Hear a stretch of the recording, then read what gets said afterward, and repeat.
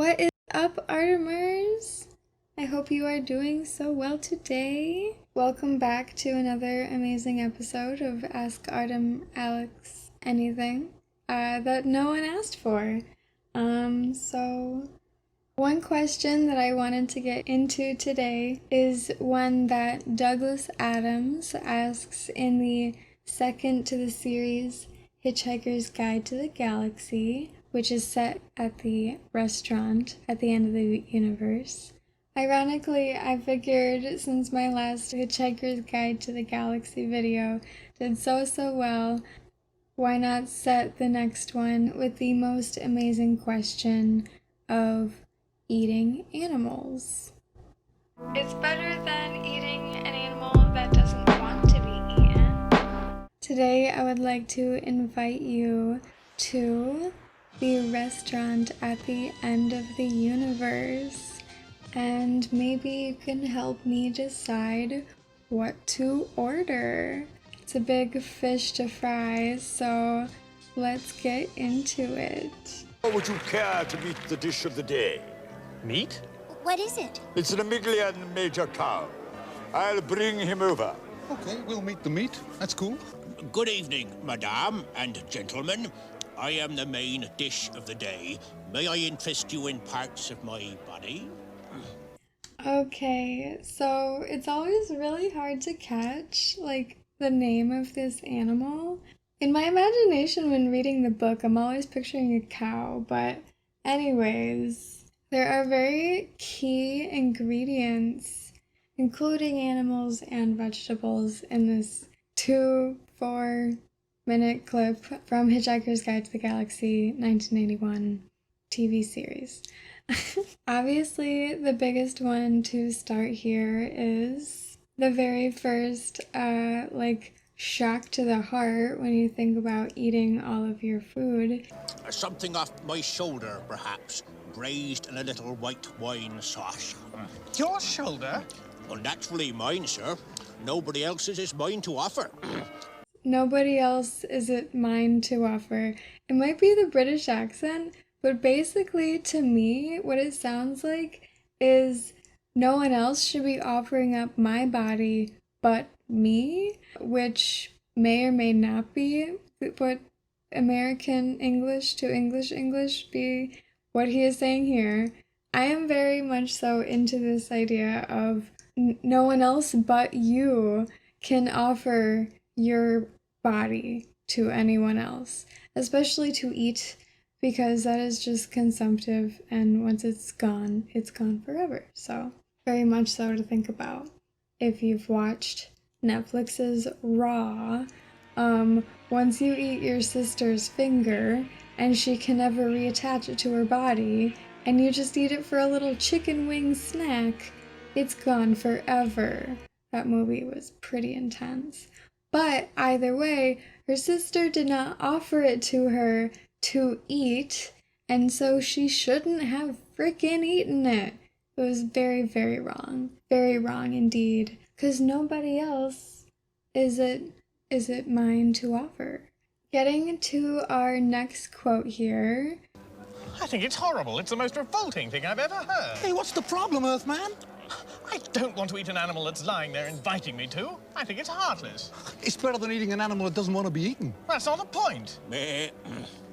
Well, maybe it is the point. So Zaphod says, it's better than eating an animal that doesn't want to be eaten, which is pretty much a mind effer when you think about it, because what animal would actually want to be eaten at all? Like, if you were to put on one of the classic Rick and Morty Sentient helmets to, say a cow, a chicken, a pig, a swordfish, whatever people want to eat, like, they'd probably say, no, I'm good on being eaten. I know all humans have very different thoughts about what they want to do with their dead bodies, and so, like, maybe some kooky weirdo animal would be like, Do whatever you want when I'm old and done, but for now I'm good. But either way, no one would just be like, yes, please, I am sacrificing myself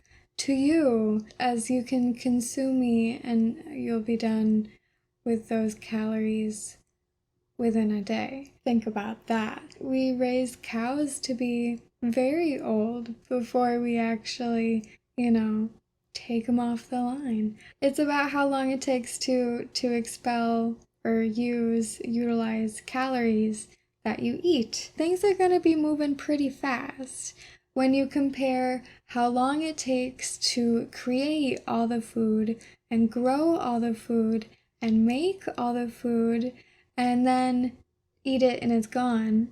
Just like toilet paper, you use it and it's gone forever. But as soon as you add any little hint of fairy dust sentience to any of that process, they're gonna go, no, I'm a 5-year-old chicken. Why would I want to give you the rest of my life? I got a family, It really makes you think a lot about the actual feelings of the animals that you do eat. Unfortunately, in our society, our food processing industry is very far from the consumer, and so we don't actually see the animals that we talk about or eat. We even have separate words to separate ourselves from the animals, like cow, beef, pig, pork. But chicken's chicken, somehow. I don't know why. If you're like me, where you live in a big city that's surrounded by farms, and maybe you sometimes see cows, but you're not actually anywhere near the actual, manufacturing of it, and think about what you're eating, especially when it's goo from McDonald's. Just saying. Long rant, short and sweet here. Yeah, it makes you think a lot about feelings in animals. And if they were sentient, no, they wouldn't want to be eaten. Which goes into the very next thing that they were talking about, which is where our main bro, Arthur Dent, says, Green salad, please. A green salad. Is there any reason why I shouldn't have a green salad? I know many vegetables that are very clear on that point, sir, which is why it was decided to cut through the whole tangled problem by breeding an animal that actually wanted to be eaten. And then the pig guy is just like, that's why I was created, to tell you that I do want to be eaten, which is pretty freaky. And was capable of saying so, clearly and distinctly. Glass of water? It kind of gets to our very last question here, which is, what would you order? All of my Artemers, I would love for you to put in the comments what you would think in this exact instance of knowing vegetables don't want to be eaten according to an animal, and all fruits, vegetables, and animals don't want to be eaten unless they're sentient and they tell you so. What do you do now? I think the really funny answer would be to say that the host says it's 10 minutes till the end of the world. Very exciting evening, ladies and gentlemen, and I will be with you right through this tremendous, historic occasion, the end of history itself. So I'll just not eat anything? Easy answer. But at the same time, I would say it only makes sense to eat the animal that's saying, I'm delicious and I want you to eat me. My only issue with anything that he really said was I've been force feeding myself, but only because that's what manufacturers do today to get things very fat and juicy and delicious. May I urge you, sir, to consider my liver? It must be very rich and tender by now. I have been force-feeding myself for months. But if he's into that, that's cool. It's just a little jarring when you hear it from an animal. It just makes you one step closer to the jungle. The very classic tale of bringing America closer to manufacturing. What is really silly about the like culmination, like the end of the joke? I forget what it's called. I always forget the weirdest words when I record videos. Is when the pig guy says, Hey, listen, we want to eat. You know, we don't want to make a meal of the issues. We'll have 4 rest steaks and hurry, please. Very wise choice, sir. Very good. I'll just nip off and shoot myself. Oh, God. Don't worry, sir.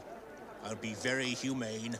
be humane? For me, it just makes me think about the actual logistics of like all of his body pieces and how they should be like all packaged up. You know, there should be like many thousands, not thousands, like dozens of steaks within this one animal. To which, wouldn't they have something prepared in the back where the actual customers would rarely get a chance to meet the animal? The math of it, continuity of it all. I think for me, I don't know if I've said it yet, but maybe eating the thing that wants to be eaten is the best case scenario. It's better than eating an animal that doesn't want to be eaten. Another large part I have like an issue with that might be continuity error, might be logistics error, but like how could you ever eat vegetables ever again after this? Even the guy is like wrapped around in salad and lettuce, but that's just my opinion there. Another thing in the whole culmination of the joke end, the skit end, is where... Oh, he's not in the shot. What's eating you, Earthman? To which could bring us to a final closing, asking ourselves here, what's eating you? If you were on the menu of the restaurant at the end of the universe, would you say to the table that you are available for eating? Or would you be the type of animal that says, no, I was not bred for that. No, thank you. Which could bring us to a whole nother trail of thoughts here of like actually breeding animals that want to be eaten. I was capable of saying so, clearly and distinctly. And here I am. Maybe that just like might give us a clue into science going too far in knowing the sentience of animals and finding out they don't want to be eaten, specifically like hearing it from them. But like it is, like we said earlier, obviously they wouldn't want to be, so like they just thought about it. It's very interesting. I think currently we have a lot of laws about like not actually breeding clones of things, but like sentient animals, I don't think we have specifically down. It's very much so like a caution, this is hot situation when it comes to crazy science fiction, to where once it goes wrong, then it's illegal, unfortunately. And I think this is to a point where science has gone too far and you might be making people question existence itself. To where if no one can eat comfortably, then why are we living at all? Or you could be like Ford here and not give a single F and just be like, yeah, I'll eat them. Huh? Oh, well. You mean this animal actually wants us to eat it? Me?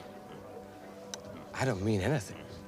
I'd love to hear your thoughts and opinions. I think I would squirm a little bit hearing a voice of an animal saying, eat me. I've been force feeding myself. I'd be all like, oh, I hope you're comfortable. That's my first go-to thought.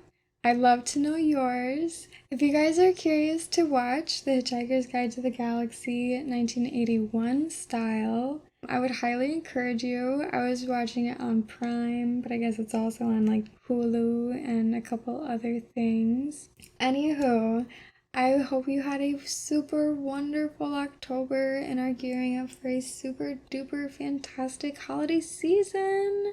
I gotta put up the Christmas tree soon, but I refuse to do it frickin' before Thanksgiving. Local grocery stores, what are you up to right now? But yeah, so that's all for me today. I feel like I blab on in these outros so much, so I will bid you adieu and go eat your dinner, and I love you. Bye! I hope you enjoyed my beautiful stars, by the way. I took an extra second to make a beautiful picture. Always worth it. Dudes.